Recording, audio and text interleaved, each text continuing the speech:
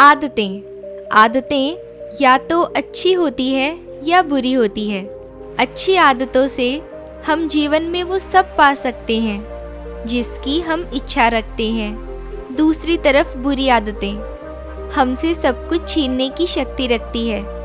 आदतें हजारों तरह की होती है, लेकिन अगर हम किसी भी आदत को ज़रूरत से ज़्यादा दोहराते हैं तो वो बुरी आदत बन जाती है। जैसे खाना कोई बुरी आदत नहीं है, लेकिन ज़्यादा खाना या खाते ही रहना एक बुरी आदत है। बोलना कोई बुरी आदत नहीं है, मगर ज़्यादा या बेवजह बोलना ये एक बुरी आदत है।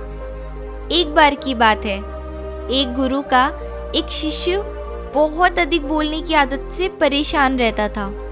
जब भी वो किसी से मिलने के बाद अपने दोस्तों के सामने उस व्यक्ति के बारे में अपने विचार रखना शुरू कर देता, चाहे कोई उससे पूछे या ना पूछे।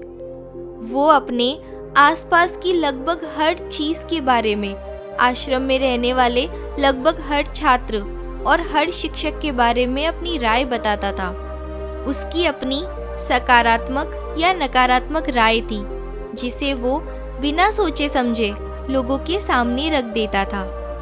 जब भी आश्रम में रहने वाला कोई अन्य छात्र उसके पास कोई समस्या लेकर आता, तो वो उसकी पूरी बात सुने बिना ही उसे सलाह देने लगता।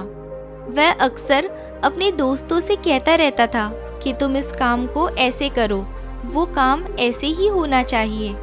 उसे अपने आसपास की चीज़ों के बारे में जो भी आधा अधूरा ज्ञान था, वो बीच बीच में गपशप के दौरान बात करते करते उस ज्ञान का ढोंग करते रहता था।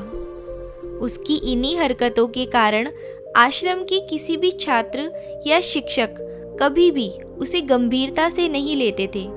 अक्सर उसके साथ पढ़ने वाले छात्र उससे दूर रहने की कोशिश करते थे, क्योंकि वो उन्हें हर बात पर सलाह देता था। कोई नहीं चाहता था कि वो उसका दोस्त बने। हर कोई उससे दूर रहना ही पसंद करता था, और अक्सर आश्रम में रहने वाले अन्य छात्र उसकी पीठ पीछे उसकी इन्हीं हरकतों और उसकी इन्हीं आदतों के लिए उसका मजाक उड़ाते थे।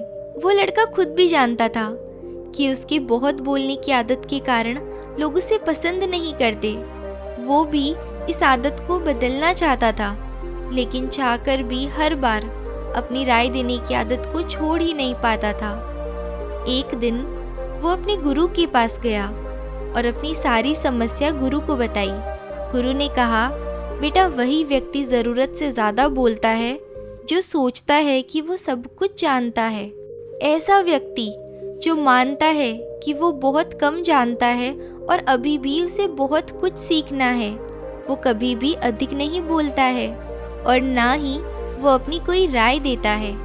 तो बेटा, पहले अपने अंदर से यह अभिमान दूर करो कि तुम सब जानते हो। शिष्य ने गुरु के सामने सर झुकाया। गुरु ने कहा, बेटा, एक दिन में आपकी बहुत ज़्यादा बात करने की आदत एकदम से ख़त्म नहीं होगी। आपको धीरे धीरे अपने अंदर से ये आदत ख़त्म करनी होगी।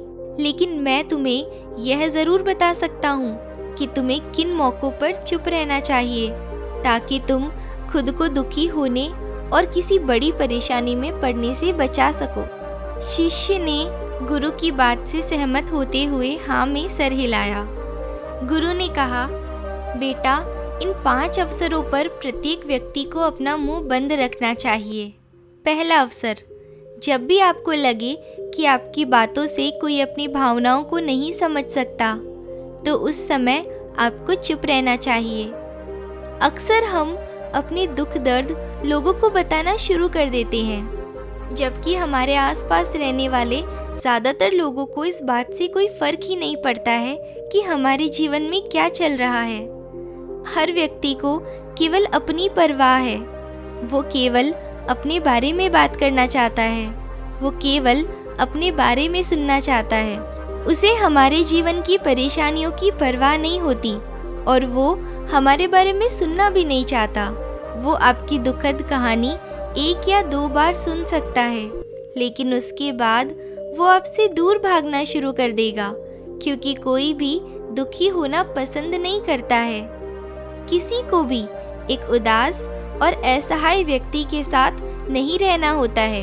इसीलिए अपने कुछ करीबी दोस्तों और परिवार के अलावा किसी को भी अपनी परेशानी नहीं बताएं, क्योंकि अक्सर वे आपकी बातों को समझने के बजाय उनका मजाक उड़ाते हैं। दूसरा, जब आपको नहीं पता कि किसी विशेष अवसर पर क्या कहना है या आपको किसी विशेष घटना के बारे में केवल आधा अधूरा ज्ञान है, तो ऐसे अवसर पर भी आपको चुप रहना चाहिए। ऐसा व्यक्ति जो आधा अधूरा ज्ञान होने के बाद भी उस विषय पर बात करता है, वो अक्सर उपहास का एक पात्र बन जाता है। ऐसे व्यक्ति को कोई भी गंभीरता से नहीं लेता है। केवल वही व्यक्ति अपनी बात प्रभावी ढंग से रख सकता है जिसे उस विशेष घटना या विषय का गहरा ज्ञान हो। इसीलिए यहाँ वहाँ से प्राप्त आधी अधूरी और अनपरखी जानकारी के आधार पर कभी भी लोगों को समझाने की कोशिश नहीं करनी चाहिए।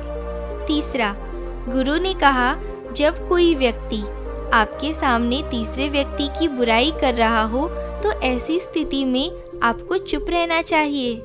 आपको कभी भी ऐसी नकारात्मक बातचीत का हिस्सा नहीं बनना चाहिए।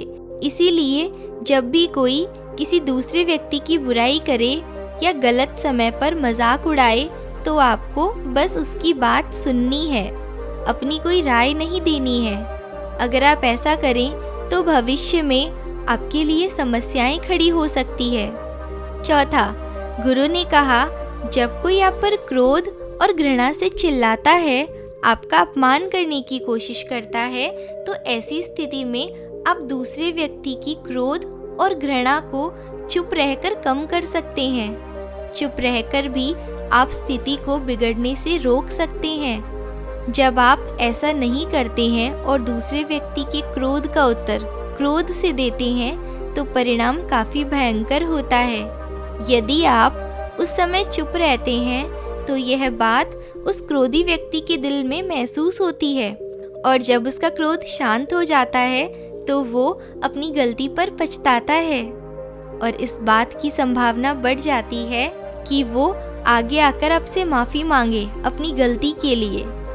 और अगर वो माफ़ी नहीं भी मांगता है तो भी वो अंदर से खुद को दोषी महसूस करने लगता है और फिर अगली बार आप पर गुस्सा करने या नफरत करने से पहले कई बार सोचता है। लेकिन आपको हर हाल में या हर समय चुप भी नहीं रहना चाहिए। अगर कोई गलत कर रहा है तो उसका जवाब आपको देना चाहिए, क्योंकि कुछ लोग ऐसे भी होते हैं जो हमारी खामोशी को हमारी कमजोरी समझते हैं। गुस्से में चुप रहने का यह तरीका केवल परिवार, करीबी रिश्तेदारों और कुछ करीबी दोस्तों के लिए ही सही है, हर इंसान के लिए नहीं। अगर आप हर जगह खामोश रहने लगे तो लोग इसका गलत फायदा उठाएंगे।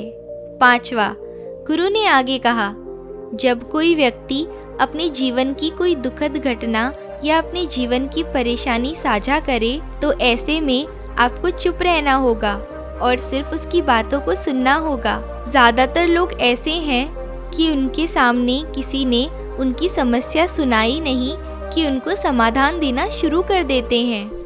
हालांकि जब कोई व्यक्ति अपनी समस्या हमारे साथ साझा कर रहा होता है तो वो हमसे किसी प्रकार के सुझाव की उम्मीद नहीं रखता है। वो चाहता है कि हम उसकी बातें ध्यान से सुनें, क्योंकि जब हम उसकी बातें सुनते हैं तो उस व्यक्ति को आंतरिक शांति मिलती है। उसे लगता है कि कोई मेरी बातों को समझता है। अधिकांश समय जब लोग अपनी समस्याओं को हमसे साझा करते हैं तो वो केवल अपनी बात को बताना चाहते हैं। वे हमसे किसी भी प्रकार की सलाह नहीं चाहते, क्योंकि वे पहले से ही सभी तरह की सलाह जानते हैं जो हम उन्हें देने जा रहे हैं। मुसीबत के समय किसी व्यक्ति को सांत्वना देने का अच्छा तरीका है उस व्यक्ति की बात को ध्यान से सुनना। जब हम बिना ज्ञान दिए लोगों की बातों को ध्यान से सुनते हैं, बिना किसी सलाह के, तब उनकी आंखों में हमारे लिए सम्मान और स्नेह का भाव पैदा हो जाता है। उन्हें लगता है कि हम अधिक गंभीर, बुद्धिमान और शांत दिमाग वाले लोग हैं। इसीलिए अब जब भी कोई अगली बार आपको अपनी समस्या बताए तो बस उसकी बातों को ध्यान से सुने और जब तक वो आपसे नहीं मांगे उसे किसी भी प्रकार की सलाह ना दें। गुरु ने कहा, मेरी एक बात हमेशा याद रखना, जब आप कम बोलते हो तो लोग आपकी तरफ और अधिक आकर्षित होते हैं कि आप कौन हैं और आप क्या सोचते हैं। शिष्य ने हाँ में सर हिलाया। शिष्य अब गुरु के शब्दों को समझ गया था कि किन परिस्थितियों में उसे चुप रहना चाहिए। उसने यह भी सीखा कि कम बोलने से वो आश्रम में अपनी प्रतिष्ठा को वापस पा सकता है। उसने गुरु को धन्यवाद दिया और वहाँ से चला गया। तो दोस्तों, आपको आज की वीडियो कैसी लगी हमें कमेंट बॉक्स में ज़रूर बताएं। वीडियो को लाइक करें, कमेंट करें, शेयर करें और हाँ, अगर आप इस चैनल पे नए हो तो चैनल को सब्सक्राइब करना बिल्कुल ना भूलें। मिलते हैं अगली वीडियो में। Thank you.